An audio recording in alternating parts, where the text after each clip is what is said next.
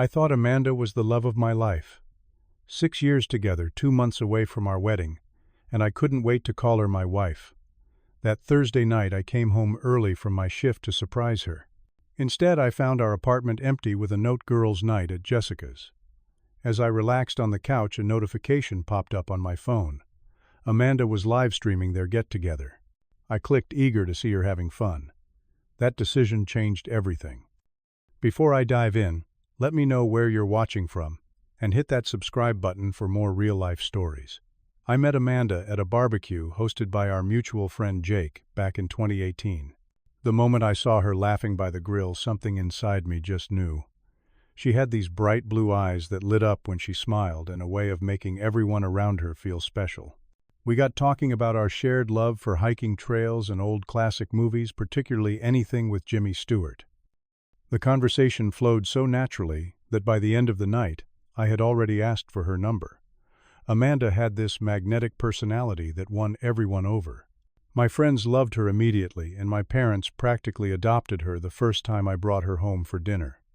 My mom still talks about how Amanda helped her make the apple pie from our family recipe that night. I was building my career as a software engineer at a tech startup downtown, working long hours but loving the challenge. Amanda was a marketing coordinator for a local retail chain, always full of stories about eccentric clients and office drama. We complemented each other perfectly, or so I thought. I would listen to her colorful work stories, and she would patiently nod as I rambled about my latest coding projects. After 2 years of dating, moving in together felt like the natural next step. We found a 2-bedroom apartment with a small balcony where we set up a mini garden. Our place quickly became filled with memories, from the vintage movie poster collection we hung in the living room to the hiking map where we pinned all the trails we had conquered together. For months, I worked overtime shifts to save up for the perfect engagement ring. Amanda had casually pointed out styles she liked whenever we passed jewelry stores, and I took mental notes. I wanted something that would take her breath away, something worthy of the woman I thought she was. The proposal took weeks to plan. I chose the summit of Granite Peak, the hiking trail where we had our third date. I arranged for our friends to be waiting at the top with champagne and a photographer hiding nearby.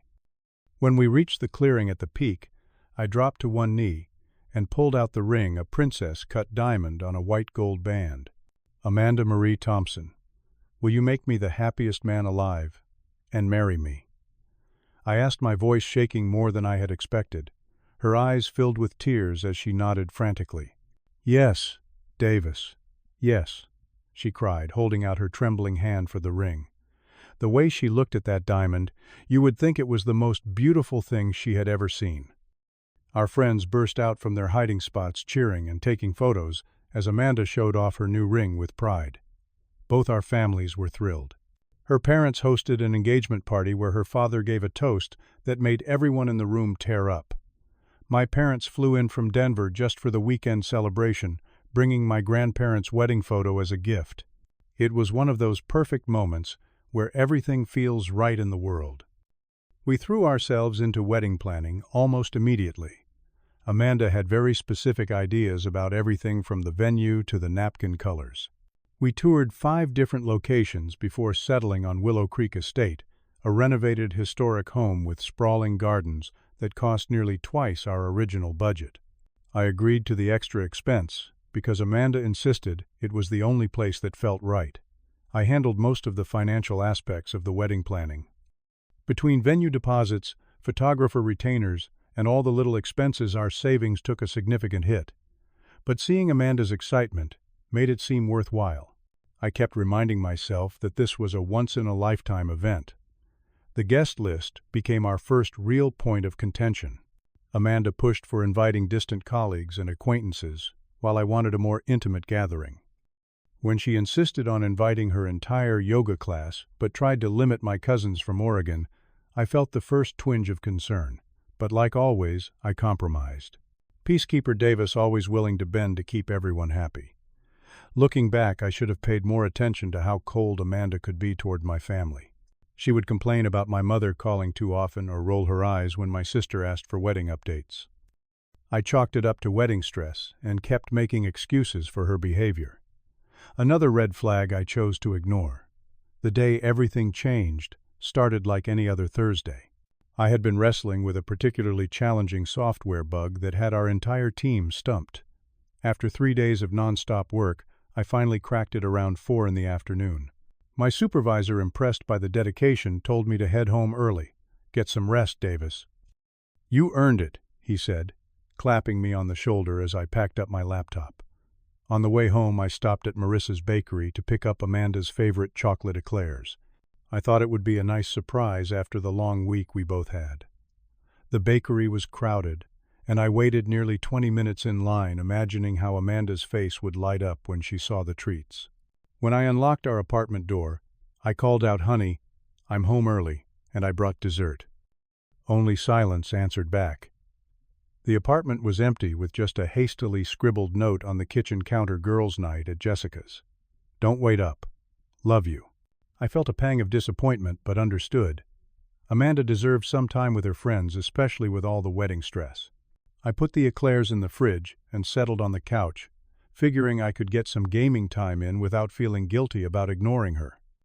Around 8:30, as I was deep into a mission, my phone buzzed with a notification. I glanced down to see something unexpected. "Amanda Thompson is live now." It was a notification from a social media platform we both used. Amanda rarely went live, so curiosity got the better of me. I clicked on the notification, thinking it would be fun to see her enjoying time with her friends. The video buffered for a few seconds, before showing Amanda sitting on Jessica's plush sectional sofa, surrounded by 4 of her closest friends. Jessica, her maid of honor, sat next to her, while Taylor, Zoe, and Brittany completed the semicircle. They were all holding wine glasses, clearly several drinks in, with flushed cheeks and loud laughter. "So tell us more about the wedding plans," Jessica prompted, refilling Amanda's already half-full glass. "Is Davis handling all his responsibilities, or are you having to manage him too?" I smiled at first, expecting Amanda to defend me with a loving comment about how helpful I had been. Instead, she rolled her eyes dramatically.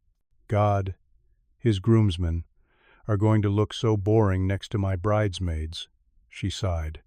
"His best man, Michael, still wears the same style of cargo shorts from college.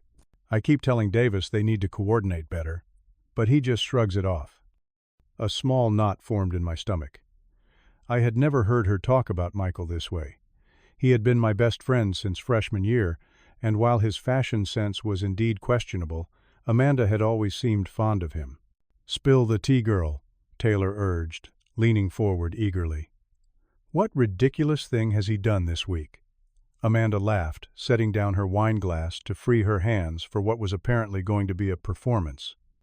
"Oh my God, you guys should have seen him at his cousin's wedding last month." My heart sank as Amanda stood up and began mimicking my dancing from that night, exaggerating my movements to make me look like a flailing idiot. Her friends howled with laughter as she continued the impersonation. I remembered that night differently. I thought we had fun. Amanda had even told me she loved seeing me let loose on the dance floor. "He thinks he can dance," Amanda said between fits of giggles. "It is the most embarrassing thing ever. I literally had to pretend I needed to use the bathroom just to escape the dance floor. Each word felt like a dagger. I sat frozen, unable to click away, but desperately wishing I could unhear everything. The playful conversation quickly took a darker turn as Amanda became more animated, encouraged by her friends' reactions. "Tell us something juicy," Brittany goaded, topping off everyone's wine glasses. Amanda leaned in conspiratorially. "Well, you know how Davis is always so concerned about his work presentations. He practices in front of the mirror. I caught him giving his full presentation to his reflection last week, complete with voice changes for different characters." She lowered her voice to mock mine. "As you can see from the quarterly projections, our user engagement is up by 15%. My cheeks burned with humiliation. I had practiced that presentation relentlessly because it was for the biggest client our company had ever pitched to. I ended up landing the account, something I had proudly shared with Amanda over a celebratory dinner. She had seemed genuinely impressed at the time, but the mockery continued, becoming increasingly personal. "The way he snores," Amanda complained. "I sometimes sleep on the couch just to get some peace. And his body." I mean, he tries at the gym, but those love handles are not going anywhere. I instinctively touched my waist, feeling a wave of self-consciousness wash over me. Amanda had always assured me she found me attractive whenever I expressed insecurity about my weight. Just last month, when I mentioned wanting to get in better shape for the wedding, she had hugged me and said, "Davis, I love you exactly as you are." My mind flashed back to all the times I had held Amanda while she cried about her own insecurities. The night she didn't get the promotion she wanted. The Christmas her parents criticized her career choices during dinner. The countless moments I reassured her that she was enough. The stark contrast between my unwavering support and her casual betrayal made me physically ill.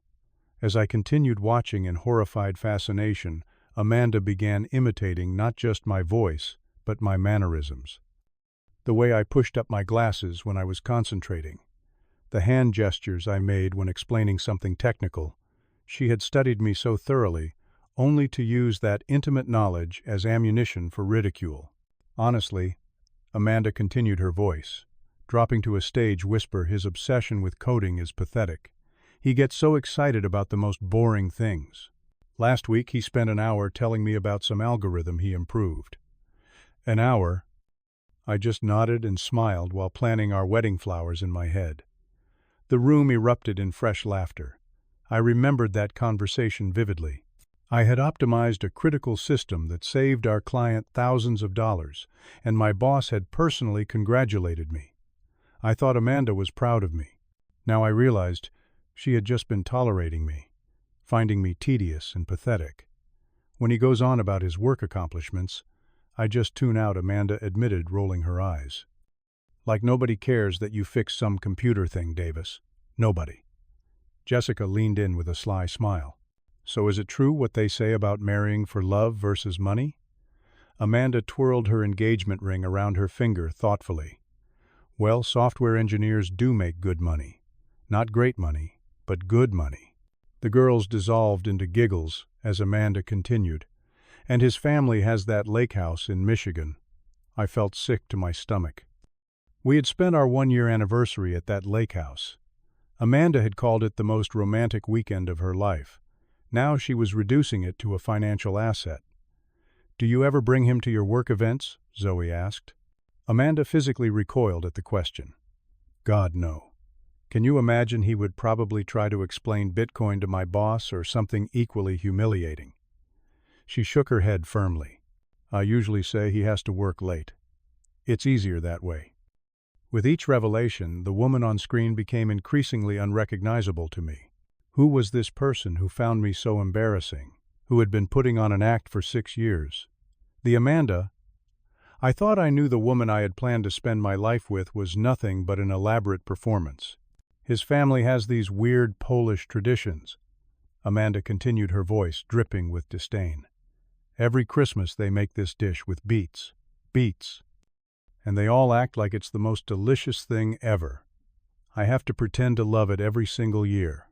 My grandmother's borscht. The recipe passed down through generations. The dish, Amanda had asked for the recipe to last Christmas, claiming she wanted to make it for me as a special surprise sometime. Another lie in an apparently endless series of deceptions. The girls started asking about wedding details, and Amanda proudly held up her hand, flashing the engagement ring I had saved for months to buy. It is pretty right. I mean, I was hoping for something a bit larger, but it's a nice cut at least. My heart sank further. I had spent hours with the jeweler selecting that ring, making sure it matched all the preferences Amanda had expressed over the years. I had been so proud when the jeweler called it one of the finest rings he had sold that year. Are you sure about marrying him? Taylor asked, her tone suddenly serious. I mean, it's not too late to back out. The moment of hesitation before Amanda answered told me everything I needed to know. Her pause contained volumes, revealing doubts she had never expressed to me directly. He is just so clueless, Amanda finally said with a laugh that cut straight through me. Like he has no idea that I find half the things he does completely annoying. He thinks we're this perfect couple. It's kind of sweet, but mostly just sad. That was the breaking point. The words "he's so clueless" echoed in my head as Amanda continued detailing how she had manipulated me throughout our relationship. The wedding venue was way more than we agreed to spend, but I just kept bringing up how it was my dream venue until he gave in. Works every time. He thinks all the decisions were made together, but really I just wear him down until he thinks my idea was his all along. I paused the live stream, my hands shaking so badly I nearly dropped the phone. I needed a moment to breathe, to process the complete annihilation of what I thought was the most important relationship of my life. As I sat there trying to steady my breathing, memories of earlier warning signs flooded back. The time I caught Amanda in a lie about where she had been one Saturday afternoon. She had claimed to be shopping with Jessica, but Jessica had posted photos from a beach trip that same day. When confronted, Amanda had tearfully explained that she had been buying me a surprise gift and didn't want to spoil it. I never received any gift, but I accepted her explanation without question. Then there was her consistent discomfort around my family. The way she would become suddenly quiet during family gatherings, only to complain about everyone on the car ride home. How she always had excuses when my sister invited us for dinner. The subtle digs at my parents' middle-class lifestyle compared to her family's more affluent one. A pattern emerged of Amanda always getting her way through calculated emotional manipulation. If I suggested a restaurant for dinner, and she wanted something else, she would appear disappointed until I changed my mind. If I planned a weekend activity she didn't prefer, she would seem distracted and unhappy until I offered an alternative. I had been slowly molded into someone who anticipated and accommodated her preferences while neglecting my own. The realization that I had been living in a carefully constructed illusion was devastating, but also strangely clarifying. In that moment of painful clarity, I knew without doubt that I deserved better than this betrayal. I deserved someone who was proud to be with me, who valued my passions and accomplishments, who didn't mock me behind my back while pretending to love me to my face. With renewed determination, I unpaused the live stream. Amanda was now discussing post-wedding plans. "Once we're married, I can really start training him," she was saying, gesturing with her wine glass. "No more video games on weeknights. No more of those awful tech podcasts in the car. And definitely fewer visits to his parents." Her friends nodded approvingly as Amanda outlined her plans to reshape me even further after marriage. The Amanda on screen bore no resemblance to the woman I thought I had fallen in love with. This was someone calculating and cold viewing our relationship as a power dynamic she intended to dominate. In that moment, my hurt was replaced by a strange calm. I knew exactly what I needed to do. I considered my options briefly. I could wait until she got home and confront her privately. I could call her right now and interrupt the girls' night with the truth. But something about those options felt wrong. Amanda had chosen to humiliate me publicly without any regard for my feelings or dignity. Perhaps it was only fitting that my response would match that choice. My fingers hovered over the keyboard of my phone as I composed and deleted several responses in my head. Finally, I settled on simplicity. I typed 2 words into the live chat: "M.I." The effect was immediate and extraordinary. Amanda was mid-sentence about our honeymoon plans when her eyes flicked down to the screen. Her expression shifted from confusion to recognition to horror in the span of seconds. The blood drained from her face as she registered my username and the brief comment. "Oh my God," she whispered, her wine glass freezing halfway to her lips. Her friends, not yet understanding what was happening, looked at her in confusion. What's wrong?" Jessica asked, peering at the screen. "Davis is watching," Amanda said, her voice barely audible. She looked directly at the camera, panic evident in her eyes. "Davis, I was just joking around. You know how girls get when they're together. None of that was serious. But the damage was irreparable." I felt strangely empowered as I typed my next message, a longer comment that would effectively end our engagement. "Amanda, I've been watching for the past 30 minutes. I've heard enough to know exactly how you feel about me, my family, and our relationship. The wedding is off. I'll be moving my things out tomorrow. You can keep the ring and explain to everyone why there won't be a wedding. Goodbye." The chaos that followed was both tragic and vindicating. Amanda lunged for her phone frantically, trying to end the live stream while simultaneously attempting to call me. Her friends sat in stunned silence, the party atmosphere completely evaporated. The last thing I saw before the stream cut off was Amanda's mascara beginning to run down her cheeks as she screamed my name. I turned off my phone completely as notifications began flooding in. Friends who had been watching the live stream, mutual acquaintances wondering if it was some kind of prank, Amanda's increasingly desperate attempts to reach me. In the sudden silence of our apartment, I felt an unexpected sense of peace amidst the pain. I had made the right decision, perhaps the first completely unclouded choice in our entire relationship. I quickly packed an overnight bag with essentials, knowing I couldn't spend another night in what now felt like a shrine to a fraudulent relationship. I drove to Michael's place, the same best friend Amanda had mocked for his cargo shorts. Michael opened the door in ironically cargo shorts and a faded college t-shirt. One look at my face told him something was seriously wrong. Amanda live-streamed herself, trashing me to all her friends, I explained, as he ushered me inside. She had no idea I was watching. I ended things, publicly. To his credit, Michael asked no questions. He simply handed me a beer, cleared off his couch, and said, "Stay as long as you need, man. Whatever you need, I'm here." My phone remained off that night as I experienced a dizzying mix of emotions. Grief for the relationship I thought I had. Relief at escaping a marriage that would have been built on lies. Anger at the years wasted with someone who secretly despised the very things that made me who I was. But underneath it all was a strange sense of liberation, as though I had been unknowingly carrying a heavy burden that had suddenly been lifted. The next morning, while Amanda was at work, I returned to our apartment with Michael and 2 other friends. We methodically packed my belongings, focusing on important documents, irreplaceable items, and necessities. I left behind anything that held too many memories or would spark confrontation. On the kitchen counter, I placed the engagement ring alongside a brief note: "I wish you had been honest about your feelings sooner. It would have saved us both a lot of time and pain." For the next week, I stayed at Michael's while searching for a new apartment. I systematically worked through the practical aspects of dismantling our planned future. I called the wedding venue to cancel our reservation, forfeiting the substantial deposit. I notified the caterer, the photographer, the DJ. With each cancellation, I felt simultaneously lighter and more hollow. The most difficult call was to my parents.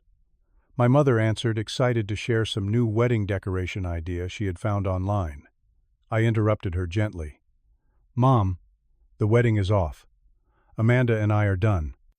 After explaining what happened, my mother's initial shock gave way to a quiet admission.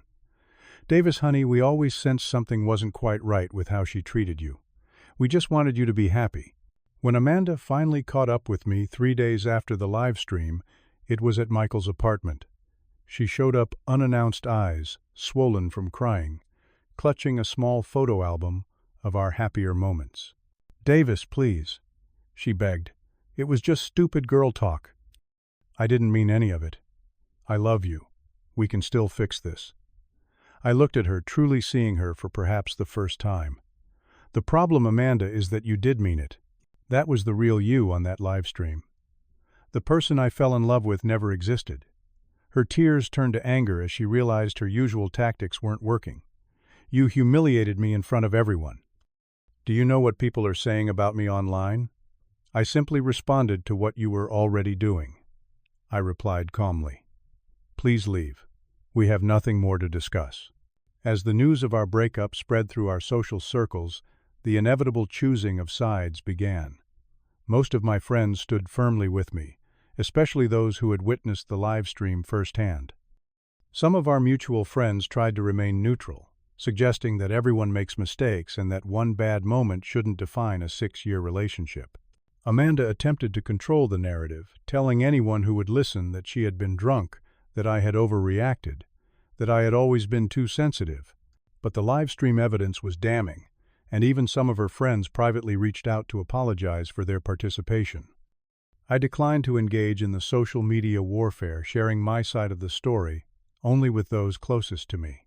When well-meaning relatives or coworkers asked what happened, I simply said, "We realized we wanted different things from life," and changed the subject.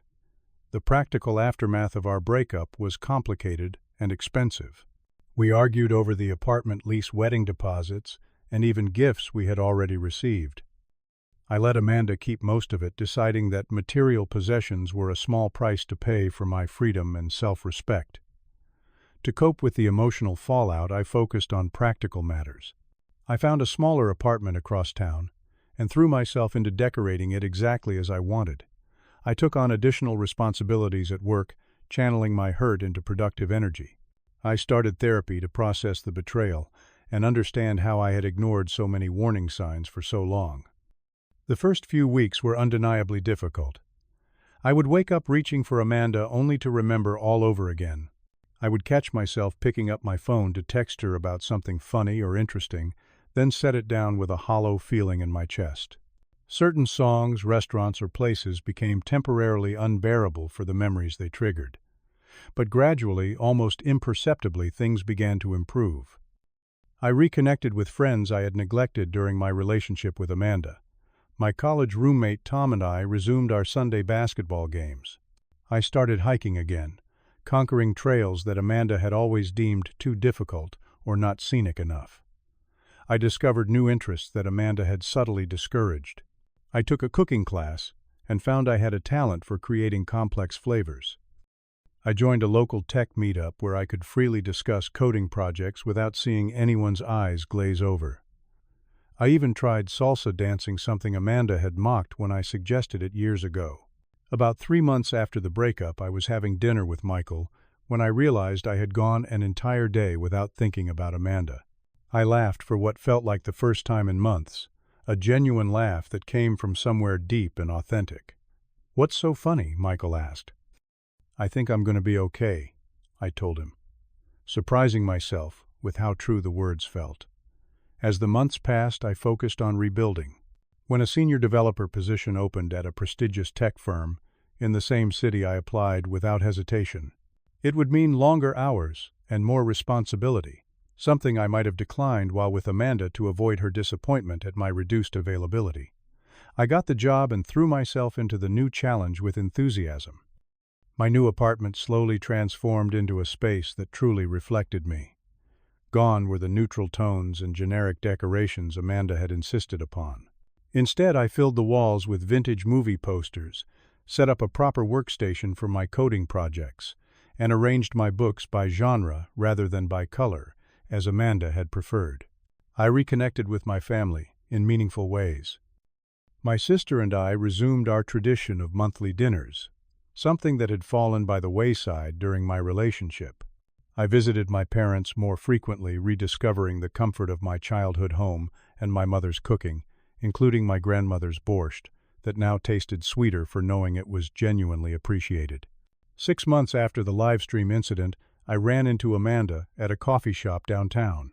She was with a man I didn't recognize, laughing at something on her phone. Our eyes met briefly across the room, and I was surprised to find I felt nothing but a distant pity. She quickly looked away, tugging her companion toward the exit. In that moment, I realized how much stronger I had grown through this painful experience. The Davis who had watched that live stream in shocked horror no longer existed. In his place stood someone more confident, more discerning, and infinitely more self-aware. The betrayal that had nearly destroyed me had ultimately been the catalyst for profound growth. I learned to value authenticity over performance, to trust my instincts, and to recognize that real love should never diminish who you are. I discovered that sometimes losing someone is actually finding yourself. Today, as I look back on that devastating Thursday night, I feel an unexpected gratitude. Amanda's livestream didn't just end our engagement. It freed me from a future built on false pretenses. It taught me that self-respect must be the foundation of any relationship, and that compromise without reciprocity is just surrender.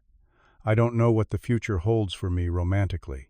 I've had a few casual dates in recent months, approaching new connections with both more caution and more honesty. I'm in no rush to find someone new content to know myself better first. What I do know is that when I do fall in love again, it will be with someone who values me completely, who finds my passions interesting rather than tedious, who is proud to stand beside me rather than embarrassed. Someone who loves me not despite who I am, but because of it. Have you ever discovered someone's true feelings about you when they thought you weren't looking? What would you have done in my situation? Leave a comment below sharing your thoughts or experiences. If this story resonated with you, please like and subscribe to hear more journeys of betrayal, growth, and self-discovery. And remember, sometimes the most painful endings lead to the most beautiful beginnings. Thank you for listening, and may you always have the courage to choose yourself when necessary.